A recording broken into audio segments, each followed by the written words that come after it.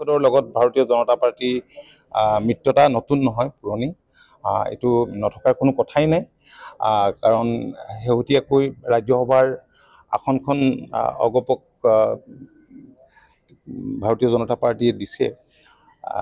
গতিকে এতিয়া সেইমাত্ৰ ইলেকশ্যন হৈ গৈছে, কেইদিনমান হৈছে অত লোৱা, পঞ্চায়ত নিৰ্বাচনতো একেলগে অৱতীৰ্ণ হোৱা গৈছে।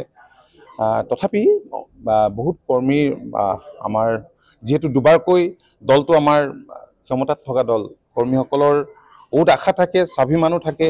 আৰু যিহেতু দলটোক আমাৰ কৰ্মীসকলে সদায় আমি এই কথাটো কৈ আহিছোঁ যে আপোনালোকে সেৱাৰ মাধ্যম হিচাপে লওক। তেওঁলোকেও এই দলটোৰ এজন সৈনিক হিচাপে জনসাধাৰণৰ কাৰণে কিবা কৰিব বিচাৰে। গতিকে সেই সেৱাৰ সুযোগ তো স্বাভাৱিকতে ভাৰতীয় জনতা পাৰ্টিৰ পৰা দলৰ কৰ্মীবিলাকে বিচাৰিবই। আৰু এম এল এ সকলে এই ক্ষেত্ৰত গুৰুত্বপূৰ্ণ ভূমিকা আচলতে গ্ৰহণ কৰিব লাগে। আৰু মিত্ৰতাৰ ধৰ্মটো অগপয়ো পালন কৰিব লাগিব আৰু ভাৰতীয় জনতা পাৰ্টিও পালন কৰিব লাগিব।